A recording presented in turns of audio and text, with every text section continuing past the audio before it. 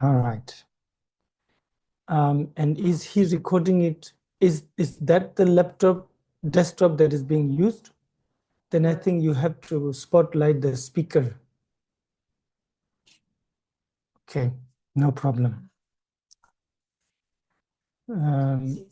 I think right now people see Lamala, probably. Okay, then it's good. Good, no problem. Because I keep only seeing Lamala, but okay. Oh, now it's changed. Good.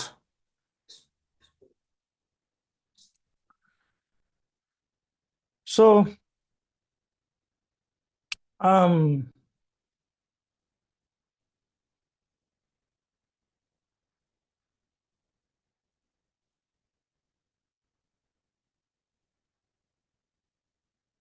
please bring to your mind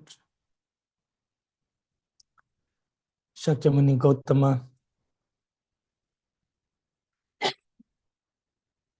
the king of all kings, the only teacher who started the stream of liberation, a never-ending stream of liberation that flows to this day. Basically, to understand that before Siddhartha came on this earth, there was no way of gaining liberation. Forget about that. Even the information that we are in samsara, or what is samsara, to understand that even that was not there. So as Songtse Khyentse Rinpoche writes in the beginning of his book, What Makes You Not a Buddhist, I make prostration to the son of Shuddhodana, without whom I would not know that I am a wanderer. And it's true. The real suffering, whatever that lamas say, oh, the samsara is full of suffering, it's not in reference to, as I always say, it's not in reference to heartbreak or disappointments and sadness and sickness and death, but more in reference to this complete blindness towards reality. All realities, like today we'll discuss impermanence in the text. So complete blindness. And even a small peak of reality is scary. Whether it is emptiness, whether it is about suffering, whether it's about impermanence, we make it into something that scares us. I think by now we should understand that because of following only those things that pleases us or we think that will please us, we are uninterruptedly in samsara. So most possibly by doing something different, by following or choosing something that scares us, maybe will liberate us. As impermanence. It's in the beginning, I think when someone meditates on impermanence, it's scary. You feel like you are losing your references. You feel like you are sort of suspended in the air, or you are utterly subject to causes and conditions, to chances. And basically, you do not have any freedom and authority upon yourself, upon your own body and your own mind. And what can be more scary than that?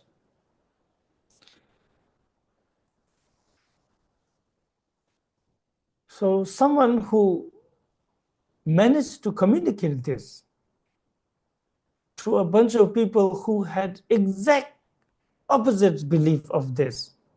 Not only that, they not only that they believed it inherently, like most of us do, they even followed belief system that have taught them to believe the exact opposite of this, to believe in permanence, to believe in a joy or some sort of bliss that is lasting, to believe against cause and effect.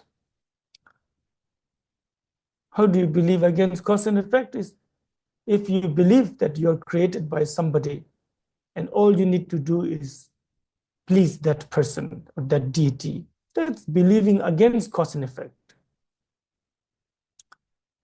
Uh, and so in such a world, to appear and to teach something so different and that have brought such a drastic change in their lives, in their beliefs, in the society. What merit this being must have had. In the sutras, we say even one hand of Siddhartha, or one fingernail of Siddhartha, or one hair of his body is the result of merit of countless of lives. It's easy to believe when you think about what he did, what he accomplished. So to remember Siddhartha Gautama with gratitude and a sense of longing, begging for direction, begging for some sort of sign, some sort of blessing and protection. We need protection. Our mind needs protection from itself. We need protection from ourselves and our habits and our perception. Mm.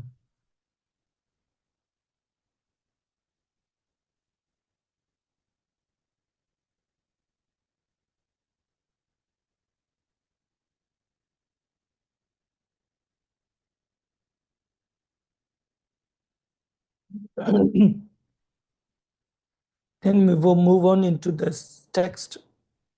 I believe last time we finished the 52nd stanza. Now we continue with the 53rd. Please correct me if I'm wrong.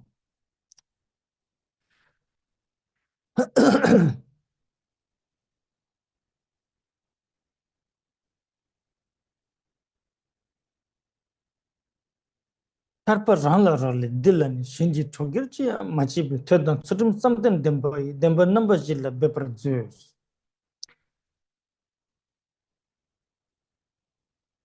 That one was 52nd.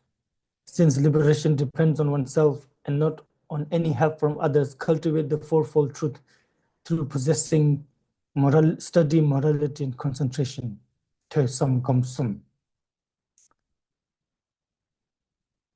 This is a sutra path. And anyway, even if it's Vajrayana, it's not like you can gain liberation without depending upon yourself. It's not possible. Even if Vajradhara appears in front of you and give you the ultimate blessing, is not possible. This has happened many times. When the great Indian master Lobosangye Yeshisha, Buddha Janapada, I don't know, something like that, his name should be the translation. When he was young, he was not so fond of studying, and he thought you don't need that. and he did a Manjushri retreat. As he was doing his retreat, suddenly, sort of, the atmosphere changed. And this happens. The atmosphere changed, and he knew that Manjushri is about to appear. And external signs such as it became a bit windy, started to become a bit windy, and things begin to, let's say, vibrate. And he fell unconscious. When he got up, Manjushri was gone. There were some flowers thrown around, and his offering bowls had some dust and flowers sprinkled everywhere. And signs that Manjushri had appeared, and he knew it in his own heart that that is what has happened. But because he was not ready, he did not have the merit to see Manjushri. And so he fell unconscious. And so he understood that you need to have merit. You need to have study and contemplation to meditation. All of these three, to be able to receive the blessings. Or Kanapa, student of great Jalandhar. Kanapa tradition is very famous in Tibet, especially in the Sakyapa tradition. We usually, before receiving Vajrayogini initiation, you are supposed to receive one higher initiation, one proper initiation. And that is usually, the best thing is Chakrasambhara, because the Vajrayogini practice comes from the Chakrasambhara Tantra.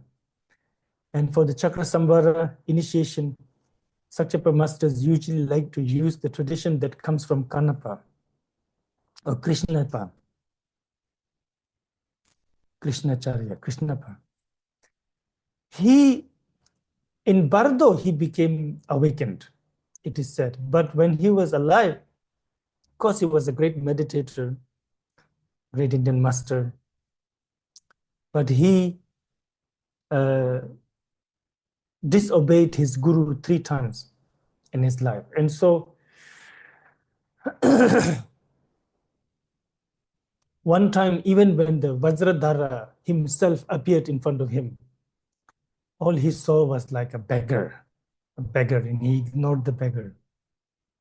And then suddenly the beggar transformed into Vajradhara in the sky, saying, you do not have the karma right now, but in Bardo you will be blessed if you practice. Or sometimes Vajrayogini appeared as a dog or a woman, a poor woman with leprosy and so on, and he always ignored them, and not because he didn't have compassion, but due to his Samaya breach and so on. So didn't benefit.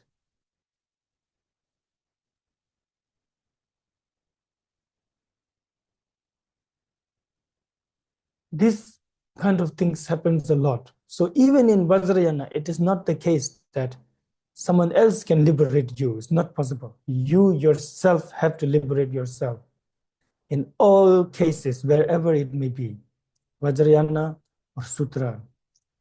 If someone else could liberate us, Manjushri would do that. Avalokiteshvara would have done that. All of our great masters would have done that. But it's not possible.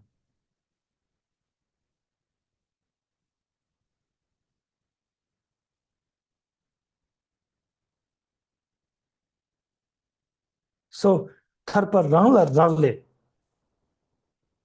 liberation depends upon oneself, Nagarjuna says to the king.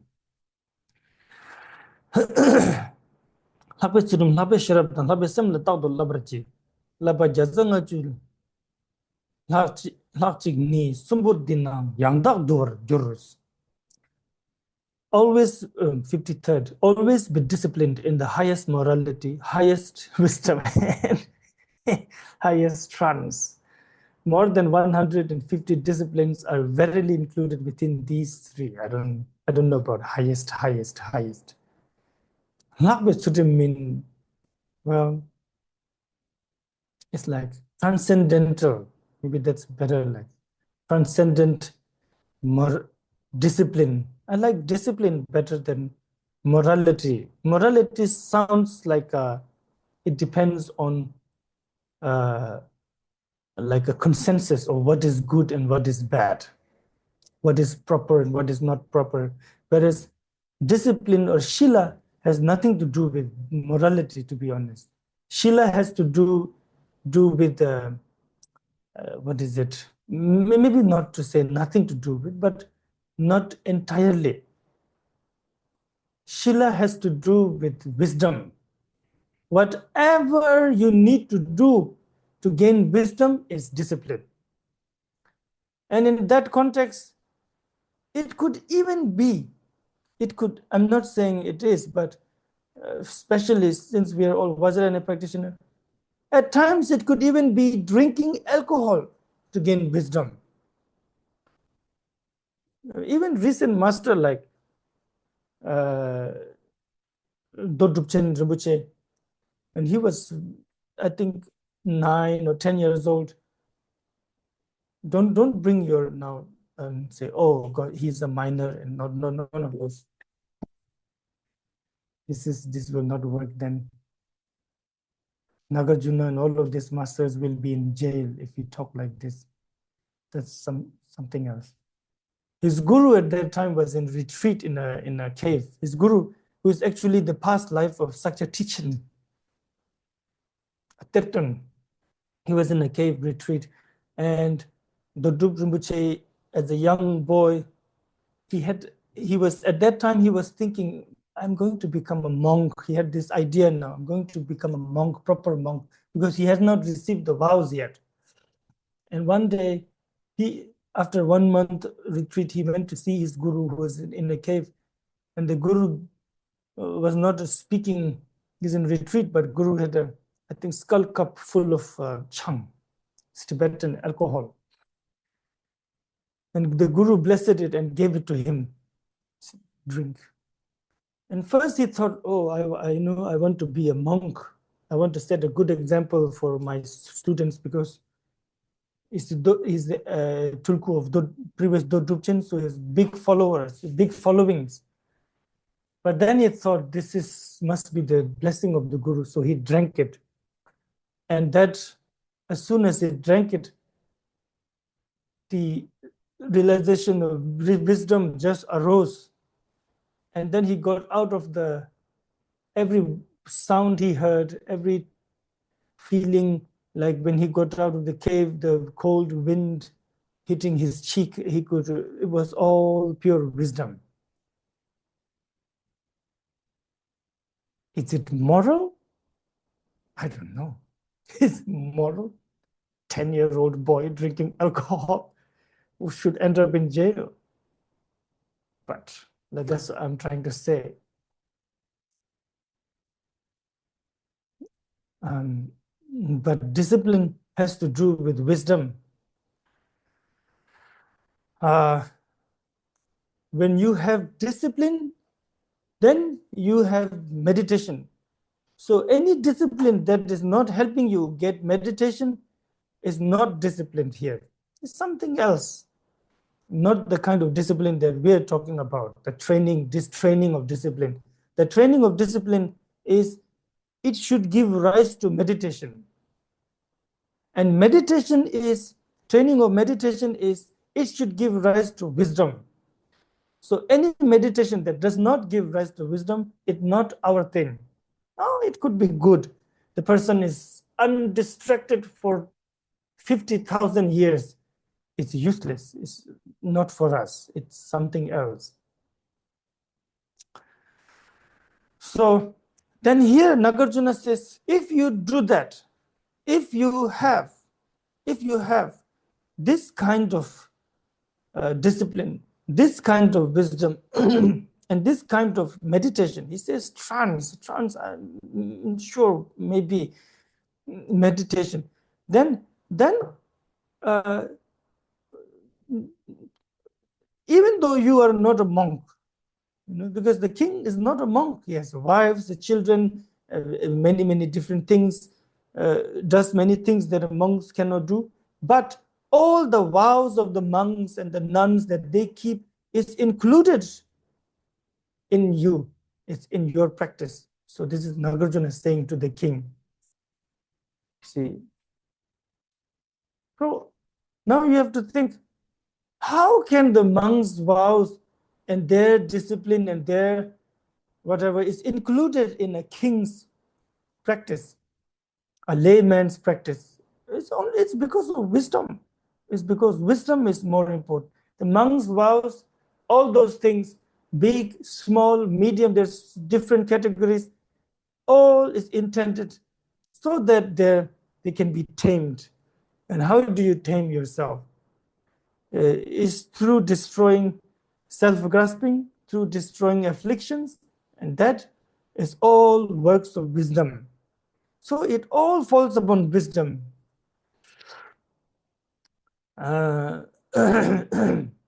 Wangchu lutok temba deshi ge droba chikbe lamda nyawar ten teni dimna ngombar sungji de temba nyambi chukun jipar jus.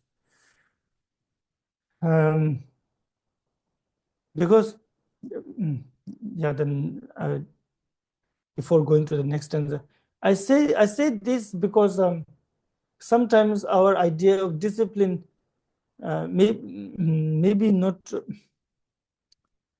Yeah, sometimes our idea of discipline is maybe not so what it's supposed to be, so to speak. It is very much how the Catholic or any other religion idea of discipline is. Very rigid. Sometimes our idea of discipline is like how some people understood the idea of discipline is when, for example, in the Vinaya, Buddha, some monks were criticized by non-Buddhist people saying, oh, you Buddhists, you are terrible. You think you are doing good, but you're walking on wet grass, green grass. And there are many animals, insects you're killing. You think you're doing good, but you're actually knowingly and unknowingly trampling animals. And so they went to Buddha saying, we are getting criticized like this. And Buddha said, well, in a way, it's true. From now on, a monk should not walk on green grass like this. And, like that. And then what happened? Some of them get chased by tigers and bears and bandits. And they're running for their life. But then there is green grass in front. So they cannot go and they get killed. And then now the monks go to the Buddha saying some monks got killed and got in trouble, because of green grass. And Buddha says, of course, you shouldn't walk on green grass, but if it's up to your life and if you must, then you should, it's, you understand? So some people's idea is like of those monks. In a way, it's good. If it's really coming from devotion like that Buddha said, don't walk on green grass, I will rather die than walking on green grass, then it's good. But it's also not that. And then the discipline becomes like a tool to criticizing others. And so many ways, those who are externally very disciplined, they are terrible people to hang out with.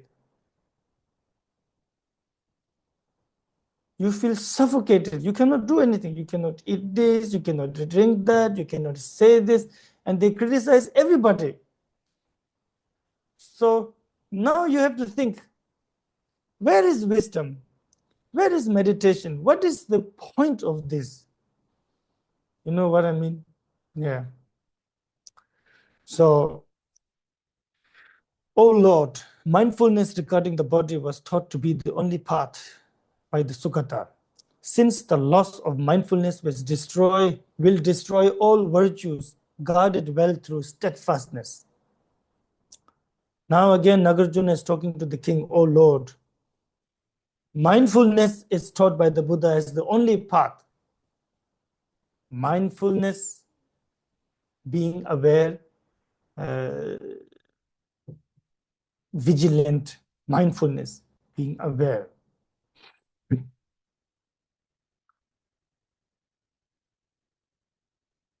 Knowing, basically knowing the body.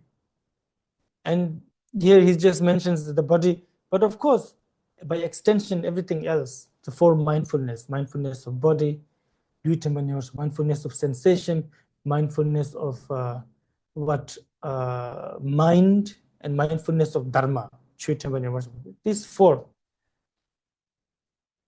But mostly, the first one, mindfulness of body.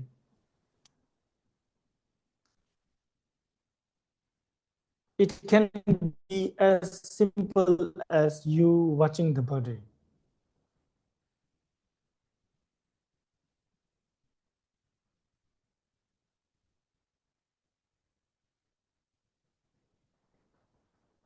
In its entirety.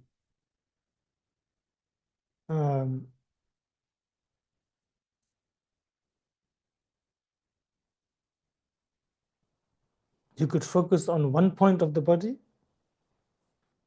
or you could spread your awareness throughout the body, or you could always be aware of what your body is doing, as Shantideva says, or you could look into the body, as taught in Satipatthana Sutra. What is skin, what is bone, what are bones, what are marrows, what are the sinews, the muscle, and one by one when you eat food, where does it go, and then through the the smaller and the large intestines, like that. So that's also mindfulness of body. Many different ways I'm trying to say. Because those who do not have mindfulness, meaning those who are distracted, cannot accomplish the path to nirvana.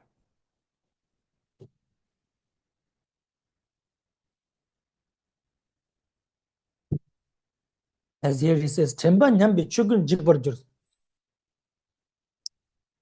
loss of mindfulness will destroy all virtues.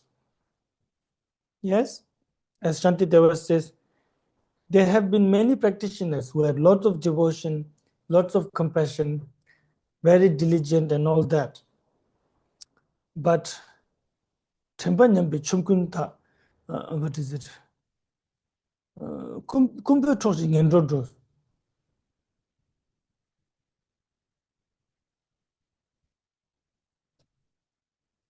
But they still go to the lower realms as if all of their merit has been stolen by a thief, has been robbed. Because seemingly they've been practicing a lot. Bhattu Rinpoche apparently gives example of how a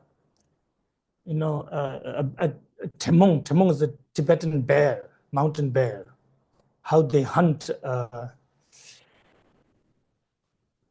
Shiva. Shiva is like this animal that burrows deep, it burrows underground and comes out from a hole. I forgot the name. But anyway, they catches it. And as the animal comes out one by one, sometimes I guess the Tibetans were watching them. I don't know.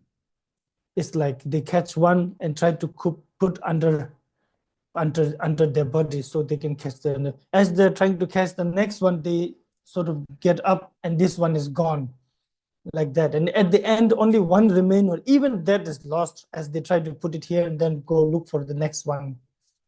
So like that, we keep getting, but then it's keep getting lost. You keep practicing, keep offering, keep doing this and that, but being utterly distracted, you also keep doing many other things that destroy all those things.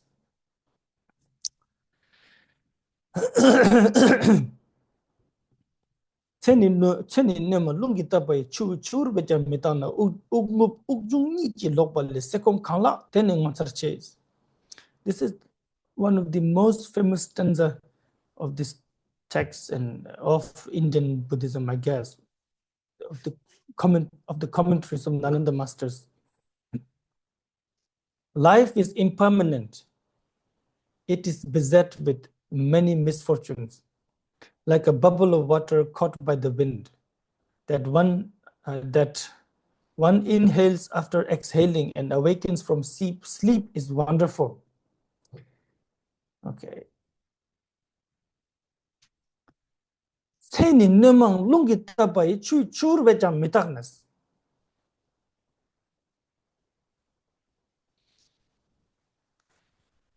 doesn't just say life is impermanent, it is beset with many misfortunes, like a bubble of water caught by the wind. He says,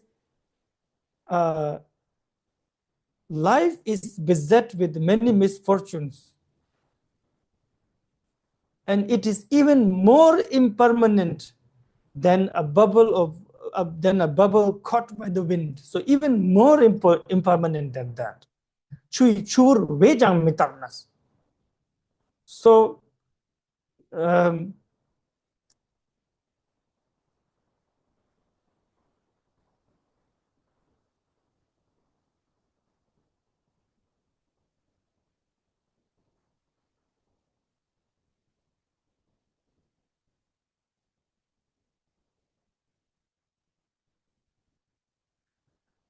maybe an insurance salesperson have a good idea of impermanence. Of course, they're not going to use it for a well thing, but you're always looking at, oh, that window could break, oh, that couch, oh, this person might die. Like always, if you calculate everything, what could kill us right now? What could possibly go wrong? The moment you step into the road, your life is in the hand of everyone else on the road. All the cars, even the bicycles. This terrible electric bicycle that goes so fast.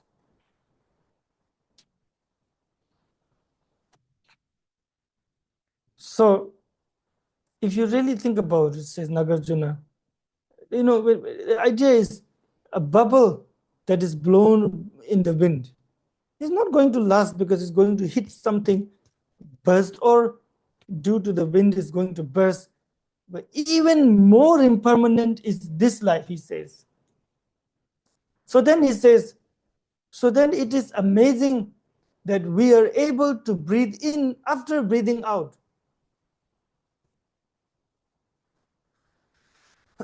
Because, so what he's saying is that the chance to die,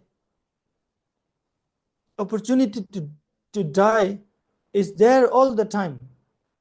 When you breathe in, if that breath doesn't come out, you die. When you breathe out, if you're not breathing in again, you die. So he says, it's not like in one day you have to be careful for maybe like 1 or 2 hours. That's the only time you could be killed. But then the rest of the time you're okay. That would be nice.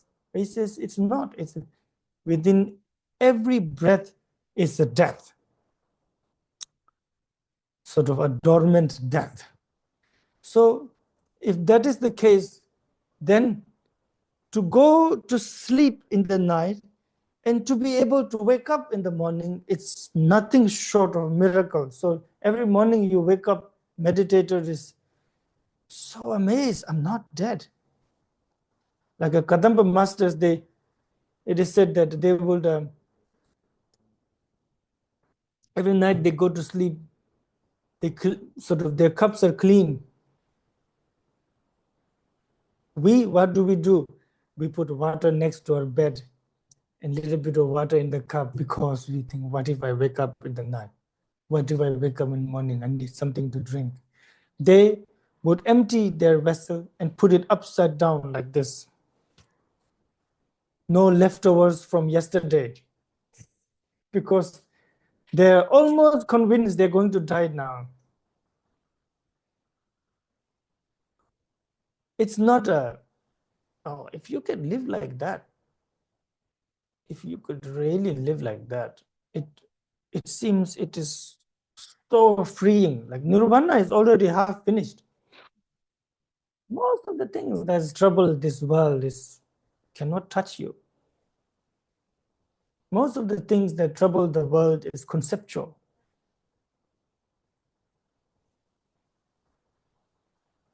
Why does most trouble difficulties that affects humans do not seem to affect the animals and these beings?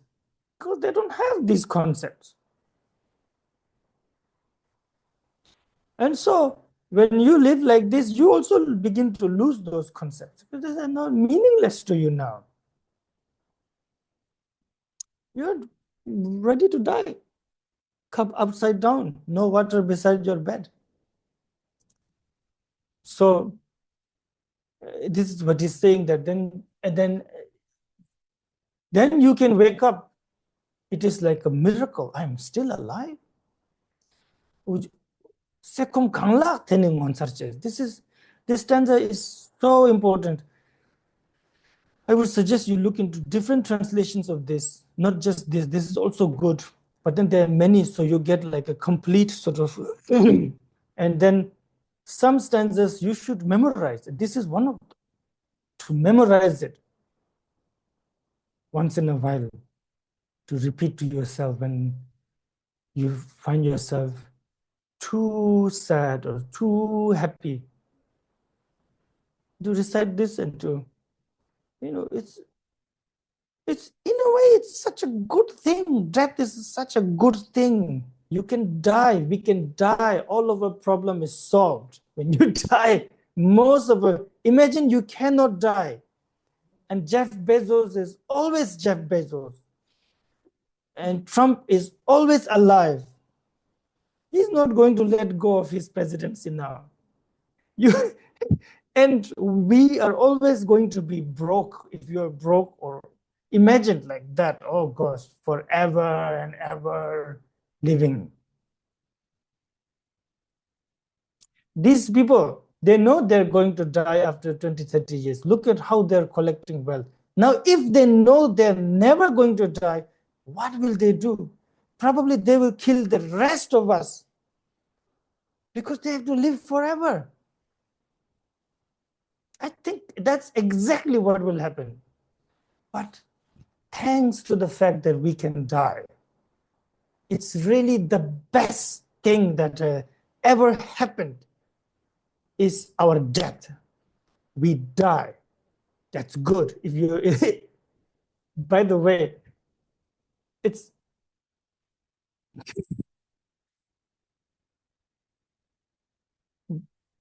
I have heard from a visionary thinker. It's a stand-up comedian. That man, I so admire his mind. He's a very dirty man, but Louis C.K. And he said the best thing ever happened. The best thing you can do to the world is die. That's it. Don't worry. Everyone's going to die. Someone is bad, it's okay. They'll die soon. Someone is very good, well, that's good that they're good as long as they live, but they're also going to die. We all die. And that's the best thing we can do for this world, is just die. Vacate the place for someone else. And this is so good. And it's really true. We should think like this, I think. Collectively, we should have such ideas too. Not always to be so afraid of it, but also to have a vision to it from a different side. Here, to be able to wake up next morning it's like an extra sort of like a bonus.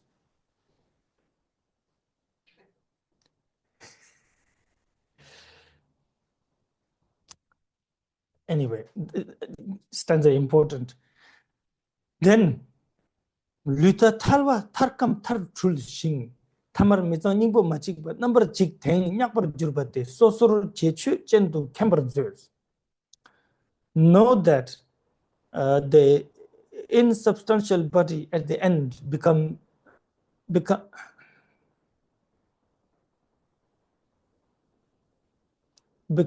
become ashes, or becoming ashes, dried, putrid, or impure, will be completely destroyed and despoiled, and its constituents dispersed.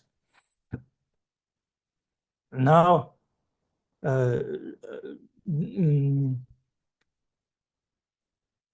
so we are doing right now, what we're doing is mindfulness of the body.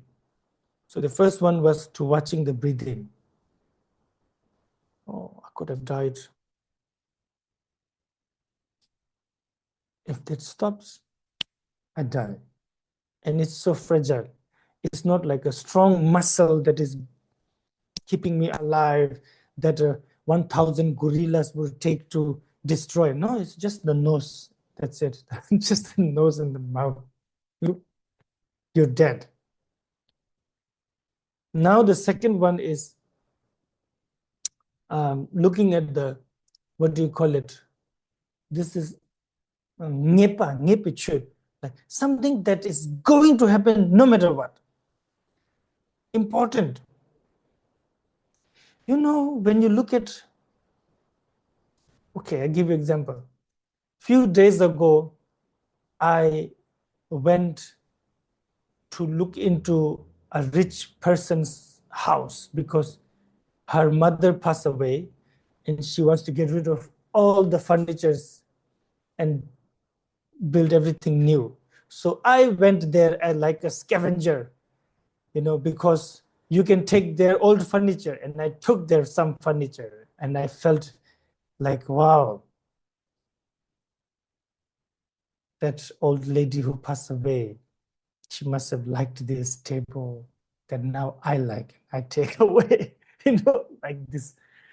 It was strange.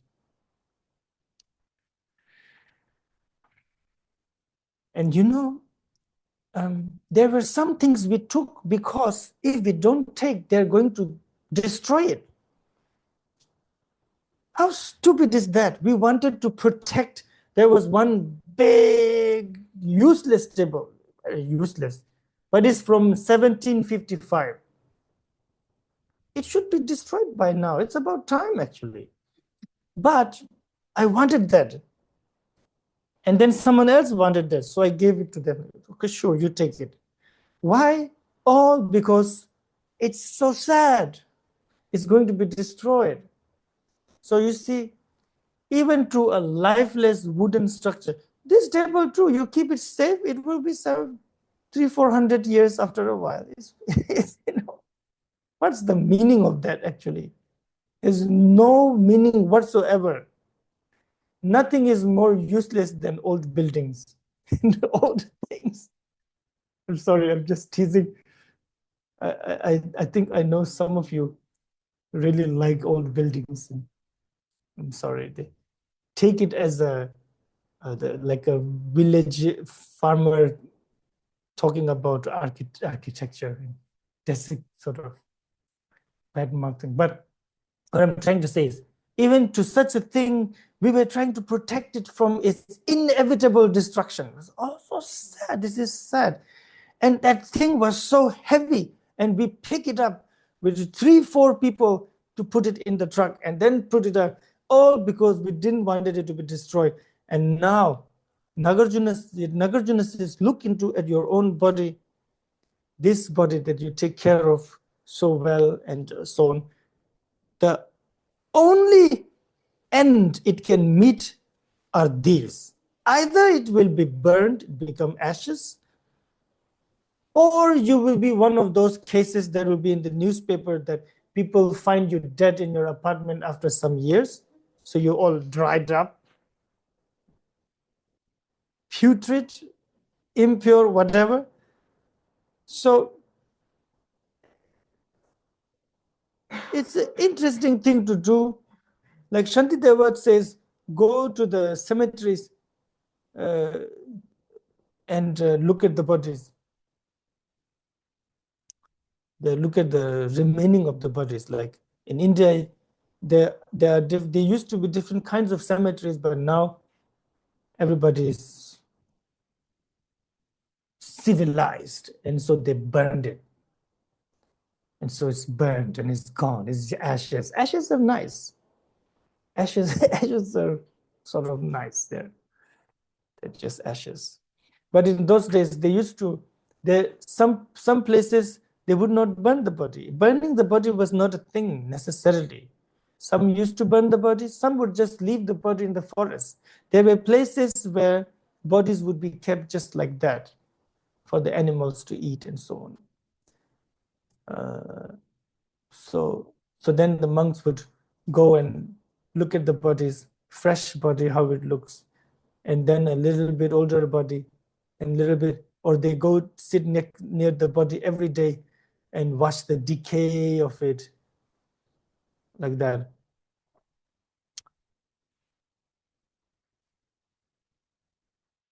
It's not morbid, actually. It's being realistic. Really, really. If you think, oh, I am practical, I'm realistic, that's how you be practical and realistic. Then you will have a different perspective. 사들lumbu jasu nimadun barwe sekpe lujen didaja talwayani libar mijuna shindu nyamta mita mechi sals. Since not even ash will remain as all things, the earth, Mount Meru, and the oceans will be consumed by the flames of the seven suns, but need to say anything of very frail men. Not like men, but man, mankind, man.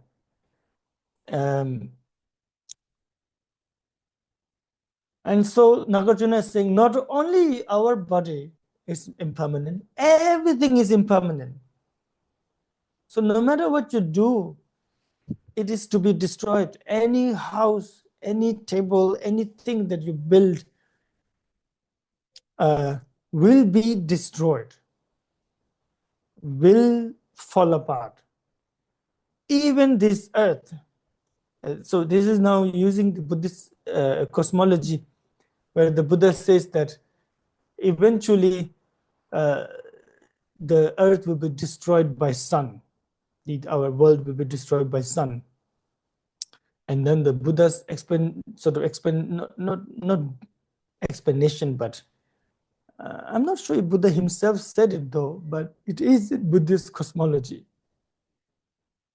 especially in Abhidharma Kosha and so on, that seven suns will appear one by one.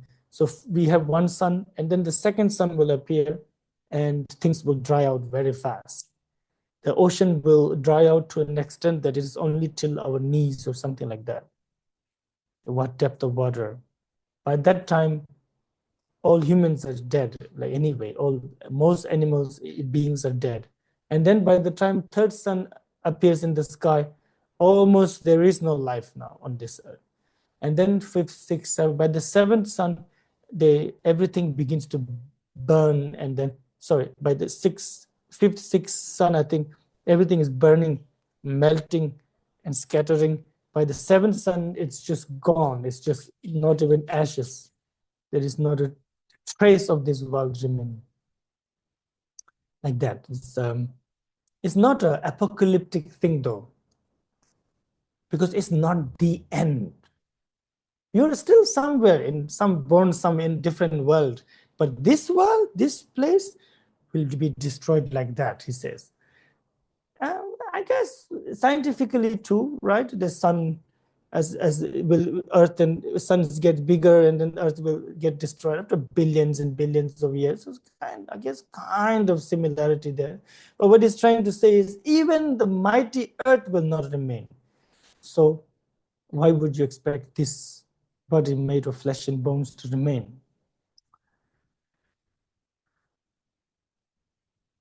대들 디군 메타 다음에 데 짬에 거면네 텔레도 코르바 추싱님 보면 벌레 미초 추니 투 미초 추지 투니 용어 저 O best of men, since everything is impermanent, devoid of self, refugeless, protectorless, and homeless, free your mind from samsara, which is like the pitless plantain tree. 58th stanza. It's talking to the king, O best of men, Micho. Since everything is impermanent, it is devoid of self, he said. Nagarjuna says. Everything is impermanent. So it's devoid, there is no self. Because if there is a self, then the self is at least permanent. There is something permanent, but there's nothing permanent. What you are today, you are not tomorrow. What you were before, you are not now. So even you are not permanent.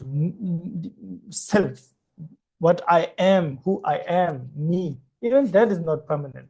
Usually we think that is permanent, but Nagarjuna says no. So then it is, yes, and everything being impermanent, is there is no true refuge. There is no true protector somewhere that's going to save us. There is no true home because everything is coming and scattering, coming and scattering, coming and scattering. So the best thing you can do is freeing your mind from such expectations. Then you will be free. Jaso chingne nyashing puga na rubal chepa weja tondo le mini chetopka we miwang ki tamje chube tenje chipar zeus. O Lord of men, make this human life fruitful by practicing the holy dharma, for it is more difficult to obtain a human birth from animal states than a tortoise to place its neck in the aperture of a wooden yoke which are in the same ocean. So this you may have heard before, where the Buddha gives example of how someone can be free from lower realms and gain a human rebirth, especially human rebirth with dharma. So he says, imagine a blind turtle, so blind tortoise, I think that's proper, tortoise, that is living in a great ocean. And there is a yoke that is floating, a wooden yoke with one hole floating on the ocean. Now the turtle is blind and it only comes up to the surface, sort of, this is the surface, it's like flip only once and it goes once every 100 years. So this is that extreme of an example, like an analogy.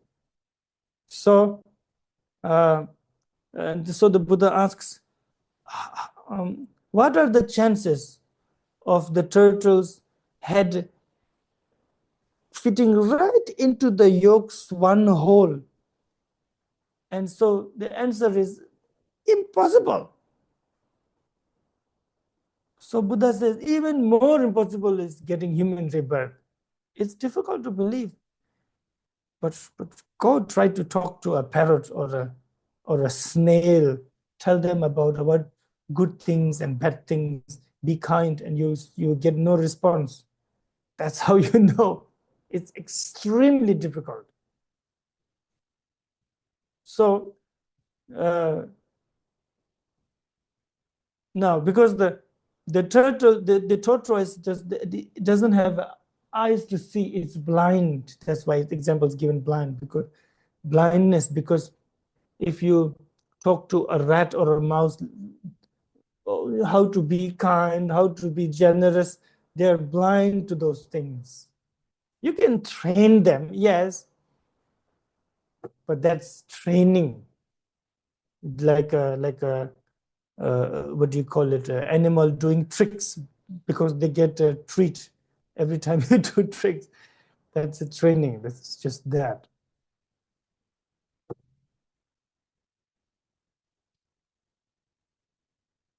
That's the blindness. And if the yoke stays in one place, then there is more chance. But it's on floating on the ocean. Ocean. So where could it be? Anywhere. So it's extremely difficult.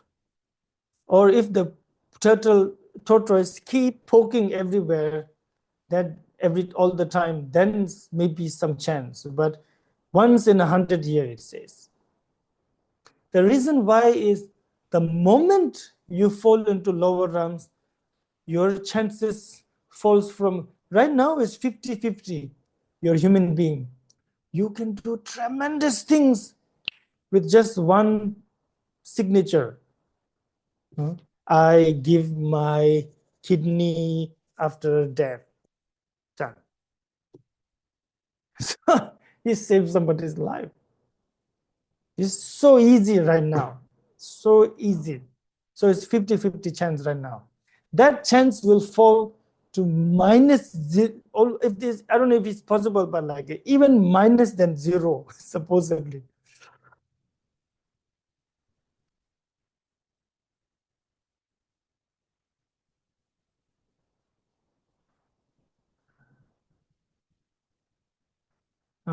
So this he says, think about it and practice dharma.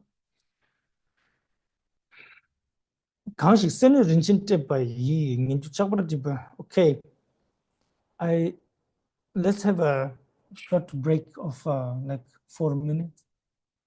I think you're being cooked here.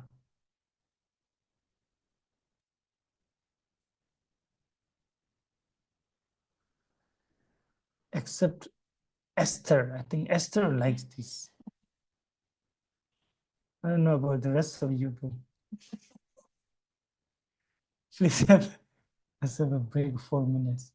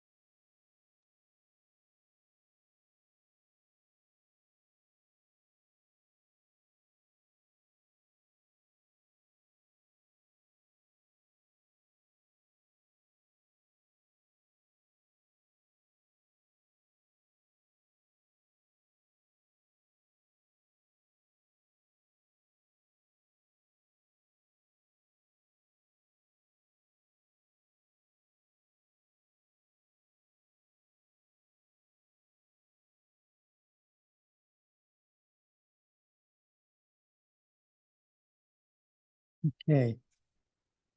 Fabiola seemed to have a question that has been bothering her for a while.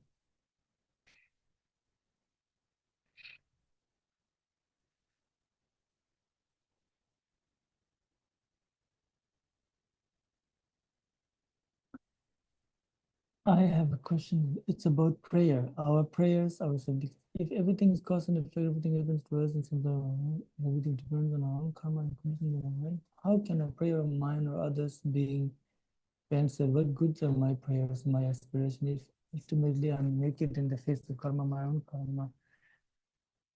Yeah. Please look into the question and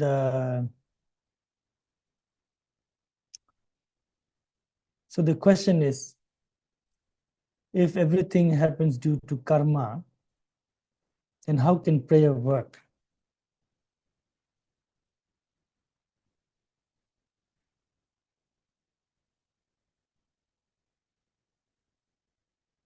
You can look at it in two ways. Let's say for now, two ways. One thing is that the prayer is also karma of this life. It's a karma of this life. It's a new karma of this life that's changing the karma of past lives. It's just like saying, if everything depends on the seed, if everything depends, for a flower to grow, let's say, flower to be born, if it depends on the seed and these kind of things, the pedigree, I don't know if you can say that about the flowers, but the soil and that, things like that, then what is the point of protecting it? What is the point of putting the guard around it?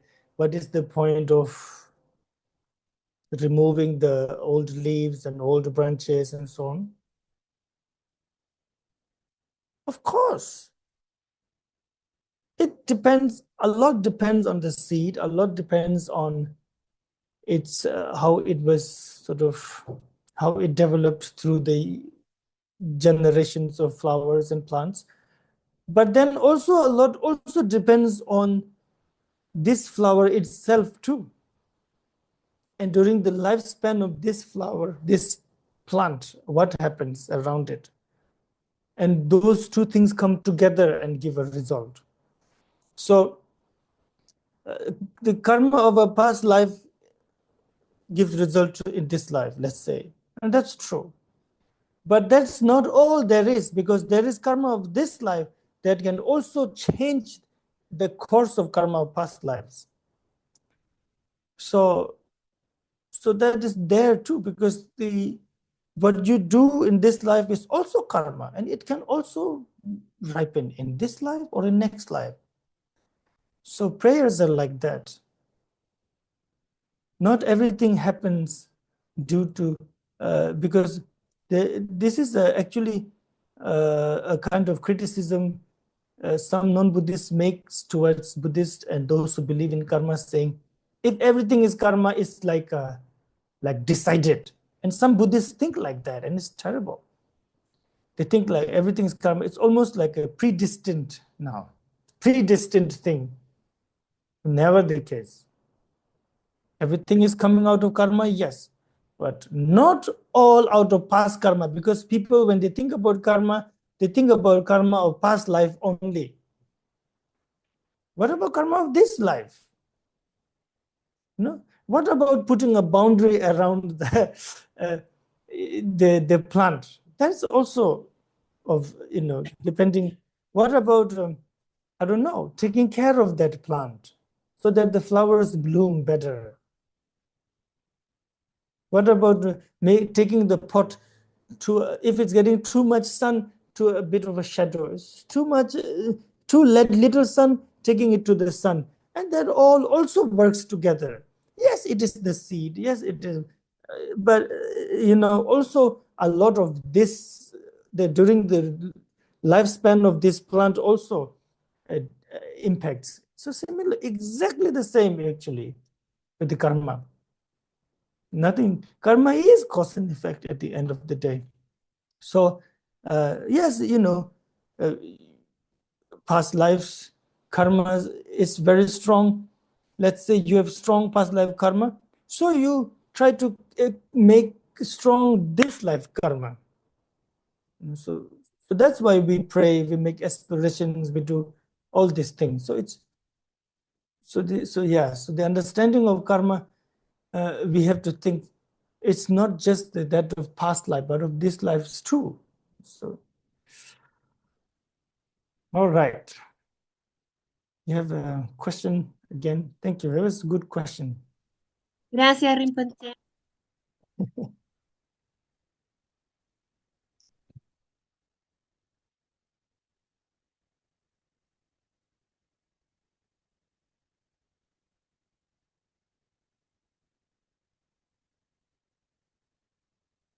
Well,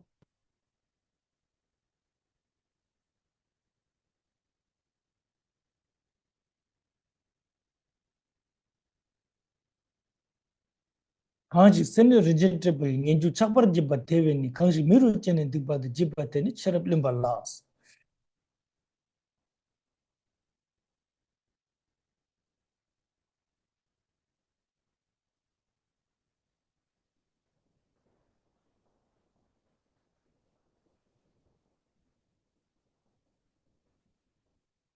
Having a 60th stanza, having obtained a human birth, one who commits sins is more foolish than one who fills a jewel adorned golden vessel with vomit. Well, that's simple.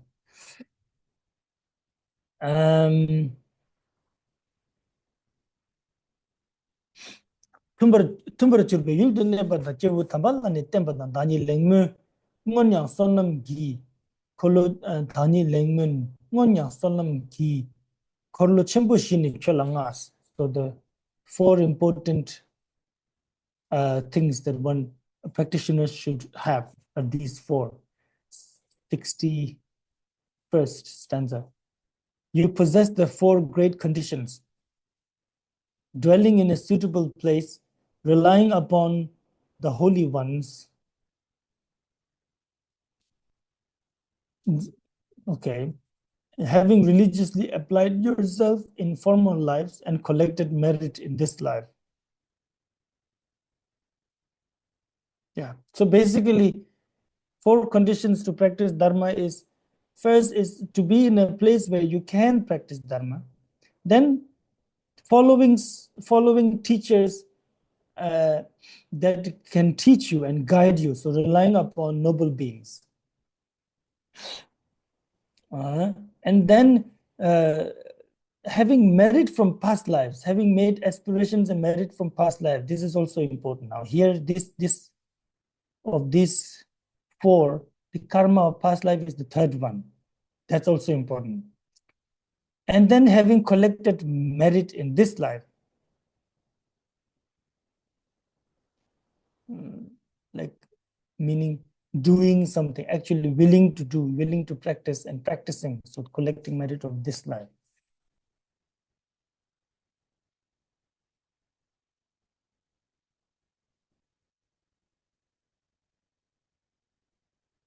Geveshinyi temba sangbarcho yongzu zoba tube sung tejir kebu tamba tengi jawala ten rabda mambu shiva tops. The sage said that reliance upon a spiritual friend completes the path to holiness, since very many obtained peace through relying upon the conqueror, rely on the holy ones. Now, advising the king to not only relying upon Buddha, Dharma, Sangha, but also relying upon a spiritual friend, because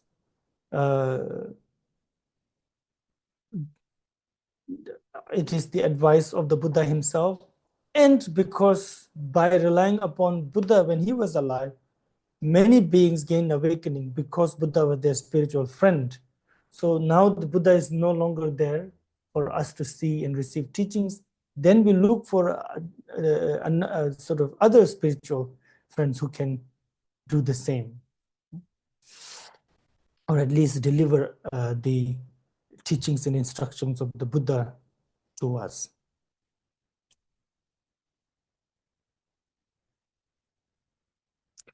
Lokbar tawa zinda tundro dan idan idan nyalwar chawa dan jawe kame pa dan thakobdu lalur chawa dan lenchi kubani sering hani kanya rungwani chawa jeji mikom chen jepo theda tangdal komba nye ni chawa dobe le the beber zeus. Two stanzas go together, the next ones, 63rd and 64th. Whoever is born as a heretic, hungry ghost, hell being, barbarian, fool, lemba, fool, okay, long-lived deity, or where there is no teaching from a Buddha, is declared to be born in the 8 faulty and unfavorable states. Having gotten the opportunity to be free from them, then strive to put an end to birth. To show us how rare our birth is, how rare a precious human body is, Buddha have said, these are the places that you have avoided. You have avoided to be not be born as a heretic. Heretic for someone who has a wrong view about, who not only do not believe in cause and effect, but who on purpose go opposite to that. So like a heretic who, or if you're gone as hungry ghost or hell being,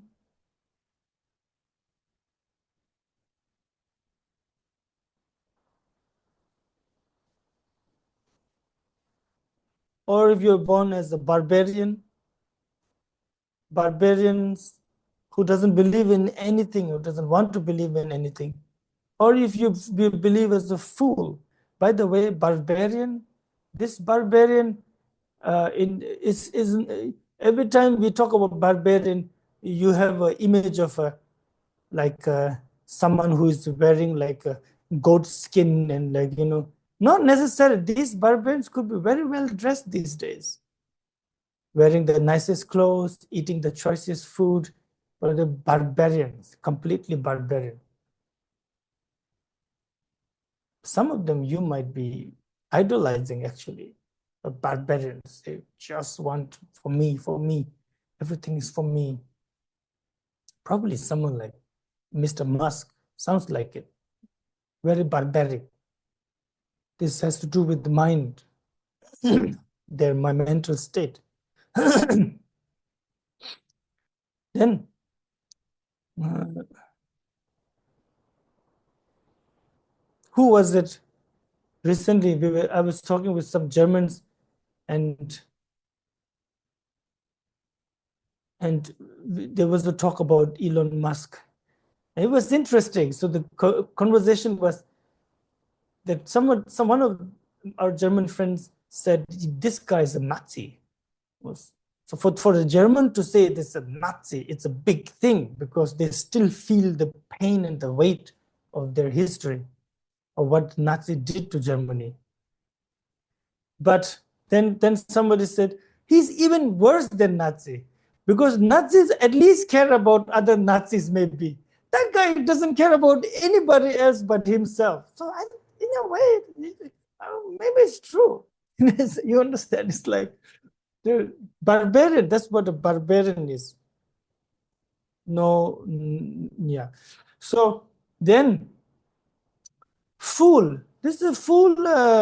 Fool.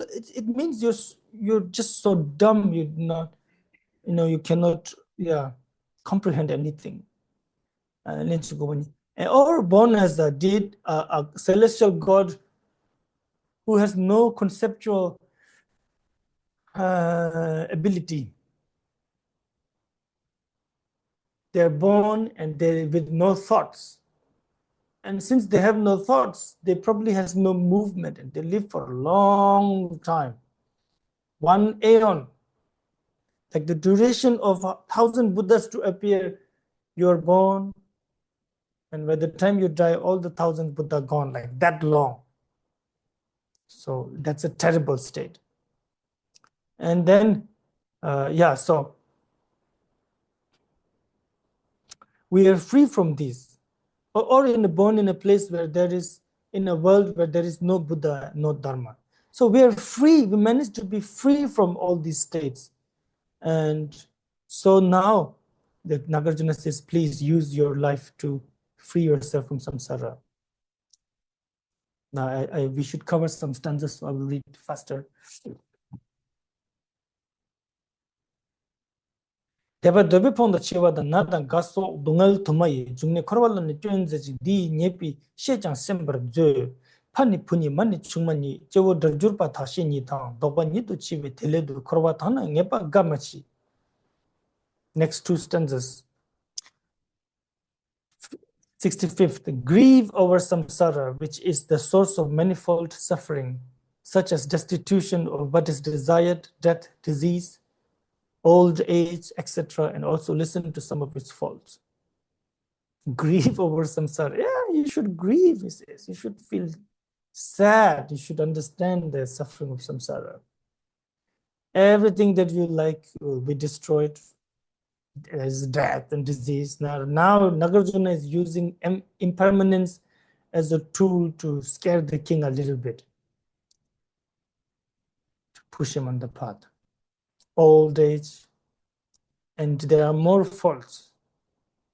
For example, there are no certainties in samsara because fathers become sons, mothers, wives, human enemies friend, and human enemies friend. Why is there? Why human enemies friend? Likewise, it can happen conversely.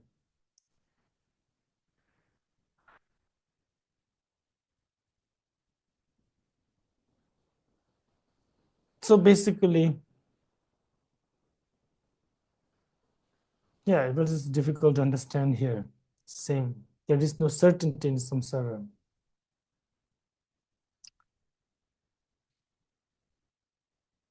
But the problem is we think there is certainty. So when someone becomes our father, we think of them as father, absolutely. Someone becomes our sons, we think of them as our sons, absolutely. Then that son becomes our friend in another life, again, that's absolute. And then that friend becomes our mother or enemy, we think of that as absolute. So that's the problem. So to understand it, that it all is just fluctuating all the time. I think we can have one more session in July before the actual retreat. How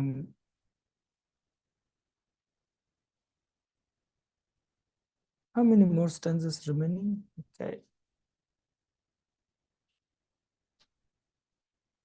Okay. Half of the text remaining. Okay. All right. The text is so good that I don't want to jump, but what to do? Let's need to jump a little bit, it seems. Everyone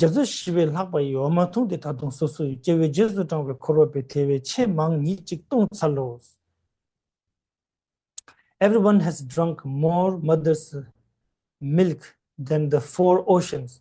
Since worldlings follow after the common people, they will have to drink still more than this. So now, to give example of how many times have you been born? So he says, imagine the amount of milk you have drunk, you have drank when being born. So it will be even greater than the four oceans. Four oceans is this, in the Buddhist cosmology, you have sort of, the oceans are divided into four, but yeah, it's not different than the oceans that we have, but just that this ocean is divided into four.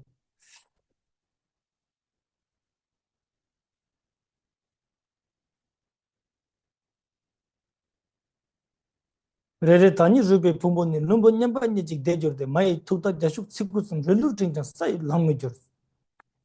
has had a heap of bones so great as to equal or surpass Mount Meru.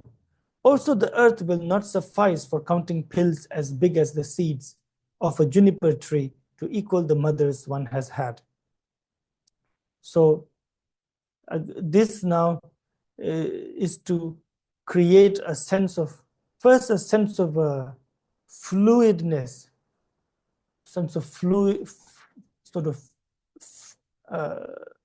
fluidity, I don't know, like fluidness. Because our problem is like this wooden table here now. This is real. Close the door, close the window, quiet. So it's real, stable. But reality is not that. Reality is just movement. All there is just movement. Cause and effect.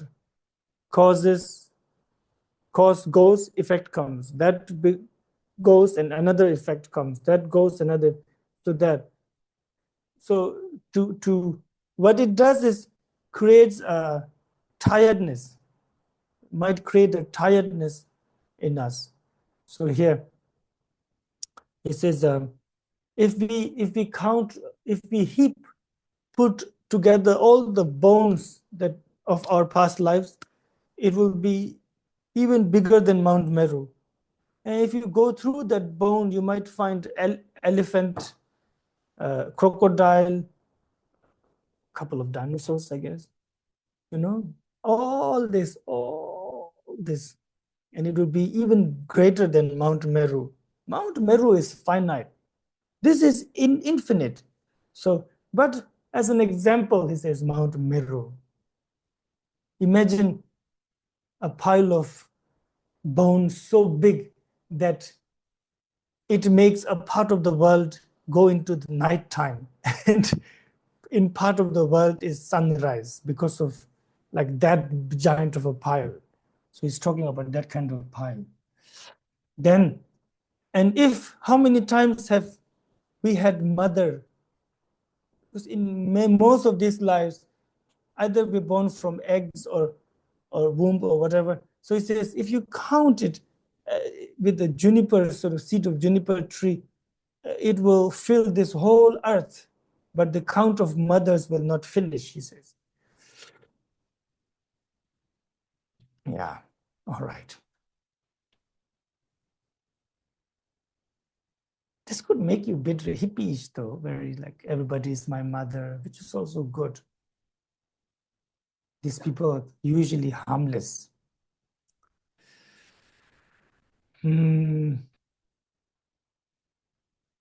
Jajin jigden choyo churne ni leji wangi chireng sating hong. Kolo jurwa nito churne jang korwa tauto yangden nito jur. Turi pume numa chepa la rekpe dewa yuring nyong ni lar. Nyalbar takchu wang tulkor ki rekpa shinto mese ten salos. Kangbe rekpe nembar dezoba lumbe pola yuring ne lar yang memur ronya juwa dungal mese ponyam jitsalo.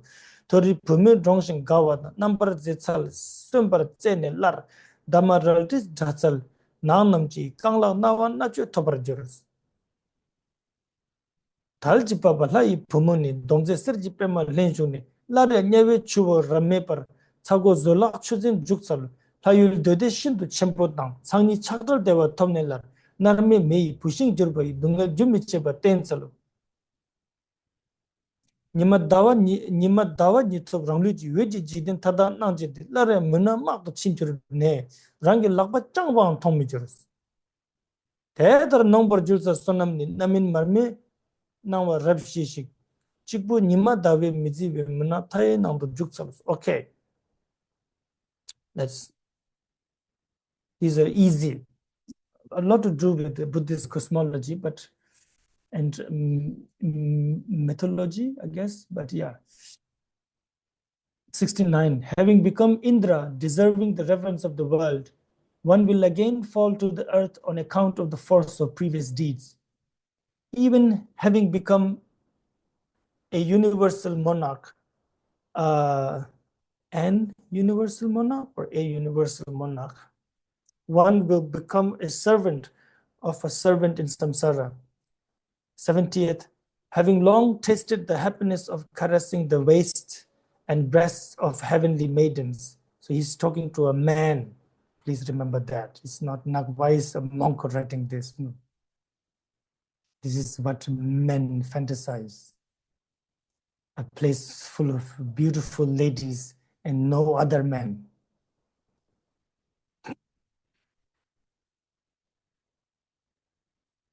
At least this king did, I guess. So he's talking to the king. Once again, the very terrible touch of the devices which crush and cut one's organs in hell will be endured. Having long dwelt at the summit of Mount Meru. Now all of this, you see this sort of, what do you call it, dichotomy? This one wonderful thing happened, and then now terrible thing also happened. Like this, all to show us the fluidness, the uncertainty. Having long dwelt at the summit of Mount Meru, where one's feet encountered a comfortable and compliant surface. It's so beautiful land. Consider that again, the terrible misery of walking in burning embers and upon decomposed corpses will be experienced. Having reached the beautiful gardens and joyfully played with the heavenly maidens who attend one, again, from a male's perspective, use for what is it that you desire. So that's your heavenly experience. Again, one's feet, hands, ears, and nose will be severed. I think it should be severed by the sword-like leaves that are in the gardens of hell.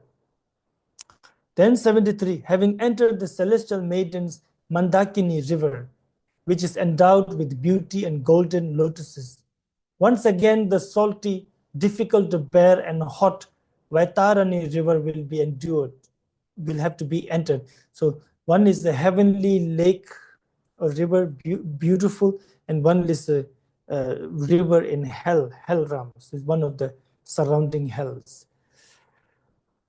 Having obtained the very great happiness of the Kamadhatu gods, or the dispassionate happiness of Brahma, again the continuous suffering of having become fuel for Avicii's fire will have to be endured. So Kamadhatu is desire realm, meaning desire realm is a place where desire is the most important thing.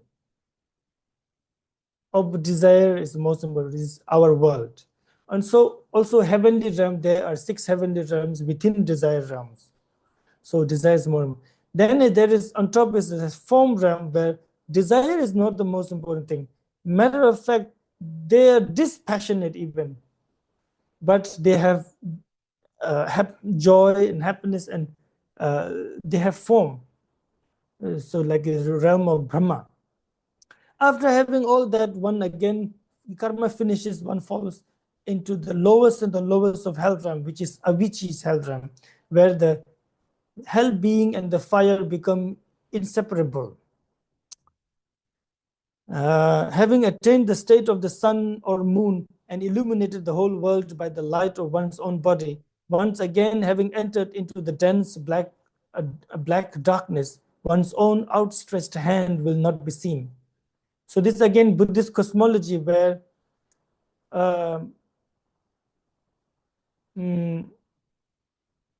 sun and moons are actually beings. They're beings. Sun god, moon god, like that.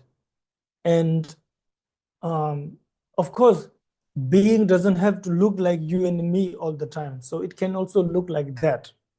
It can, in some places, beings can look like a tree. Beings can look like a grass. Beings can look like a rock, stones. So here's beings look like fire, ball of fire up there. Now, heaven and hell is sometimes difficult. This is a difficult concept to believe, but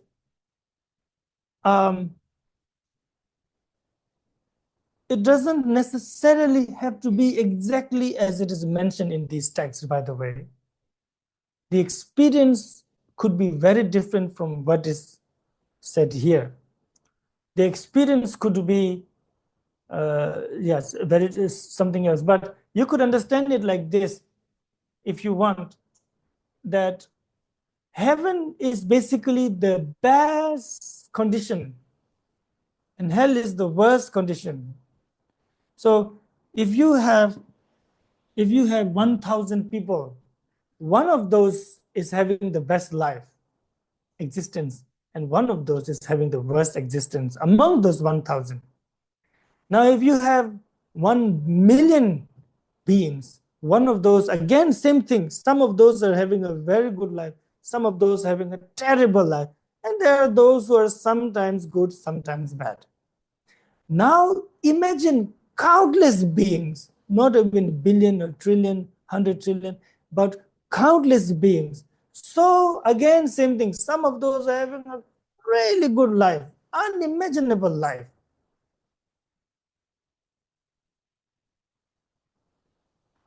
If you go and tell to some people in this world that there are people somewhere else who, when they shit and then they press a button, the machine knows exactly. You can use your phone to make sure it hits the exact spot where there is some poop stain or whatever, and it will. You can control the warmth of the water, the pressure of how strong it will hit, and after that is this warm air to dry your butt and everything. They will not believe you, I think. It will be like they think you're trying to fool them. You reach a point where you're so disassociated with yourself, you cannot even clean your own butt.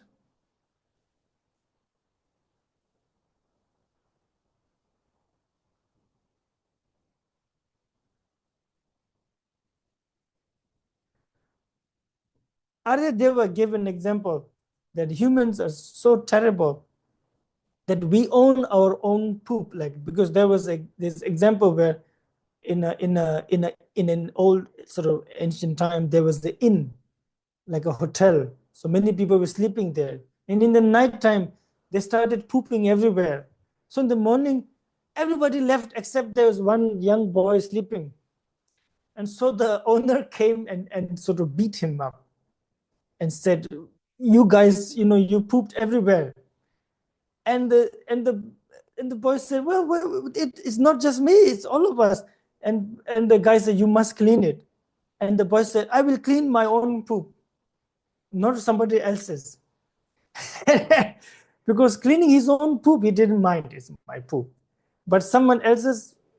So then the owner criticized. There's a story like that. Now we're even gone beyond that.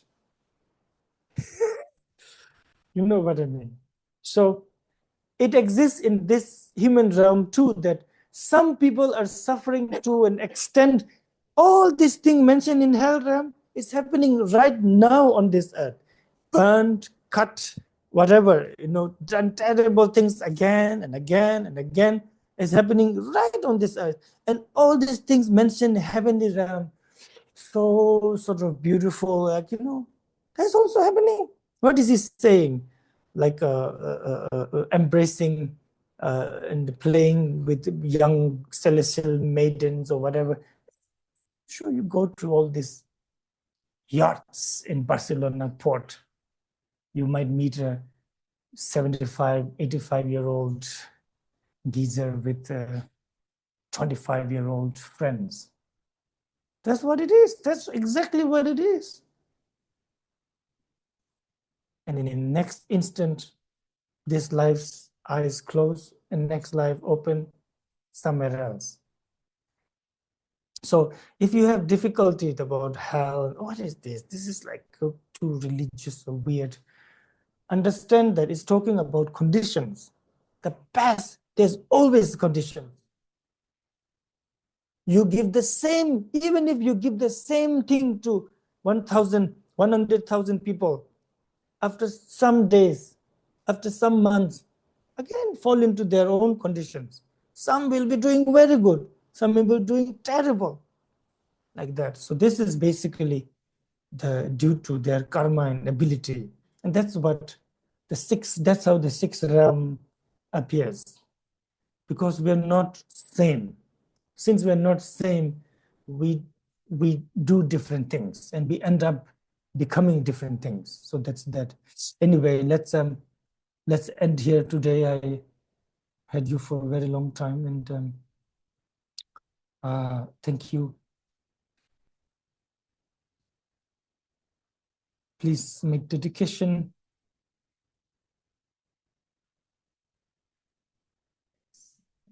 Oh, there's one question in the from Fabiola. I am in charge of a space at the university where several laboratories and researchers operate. It's quite a crowded space. Since we are next to a hill and the space is large, there are usually many corner spiders. They are very poisonous and can kill a person. They asked me to fumigate, but I refused. However, they pressure me and I must do it. How much negative karma will my negative karma be if I ask for fumigate? I don't know. I really don't know. But at least it's not done out of just to clean the place or just for aesthetics or just, it's dangerous. It's going to cost lives. So,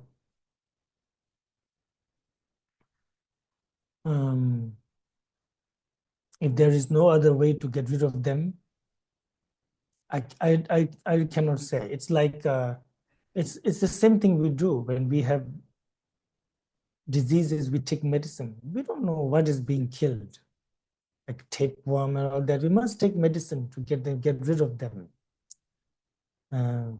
Our pets, other people get sick, we give them medicine. So this is exactly that.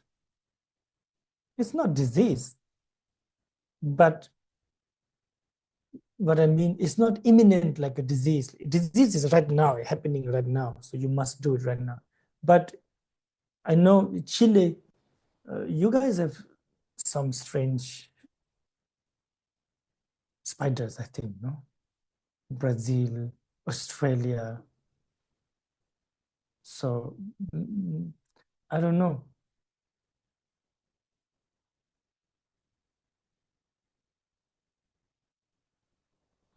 Me too.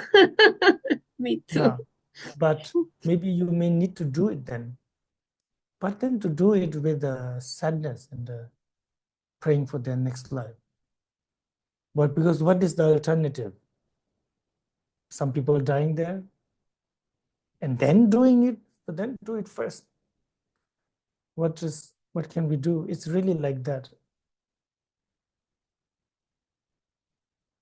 Like a cat owner asking me, my cat likes fish, like only eats this, what to do? What to do? Either you let the cat die or give them some food, you don't have much option, to be honest. Samsara is really like that. It doesn't give you option. And if you really think like that, everything will be like this. The job you have, many people would love to have, and it will help many other people. What should I do? Should I give up the job? No, you have to keep doing it. You have to keep denying them the opportunity because it's just how it is. You cannot survive. There is such a thing. Because, again, what is the most important thing? That's the wisdom. And you have to get there. And these are just means to be alive, to have food. Buddhist, not Buddhist, but like the path can be very cruel sometimes. And I don't think we will understand it because we're too focused on this life. In some past lives, Buddha gave away, when he was born as some sort of a king or whatever, he gave his kingdom. Someone will come and, and say, I will teach you, but I want your kingdom. And he gave his kingdom. As I want your wife, he gave his wife. I want your son and daughter. He gave his son and daughter. I want your life. He gave his life. So it's very difficult for our mind to think, what? He gave his wife? How dare he give his wife? That's another person. He gave his son and daughter who became slaves to this man for the rest of their lives. How dare he? It's uncomfortable for you to think about that, for us. But had to be done. It's not always like nice green tea and cushion and sit nice, meditate. It would be nice if it's always like that, but it's not.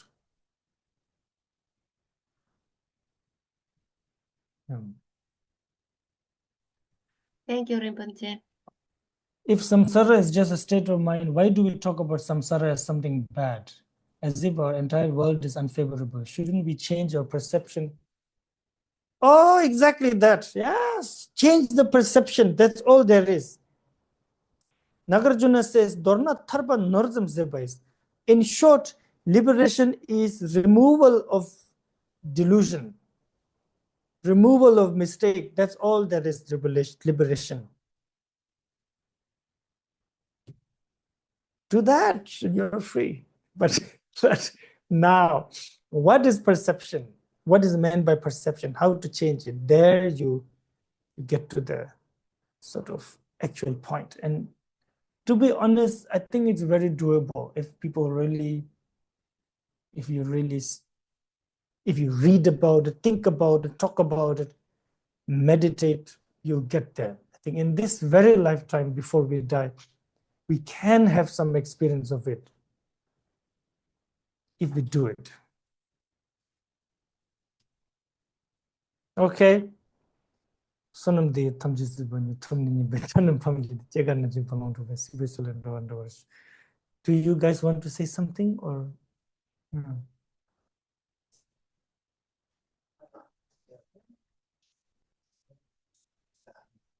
Okay. Thank you so much. And see you next time. Take care of yourself.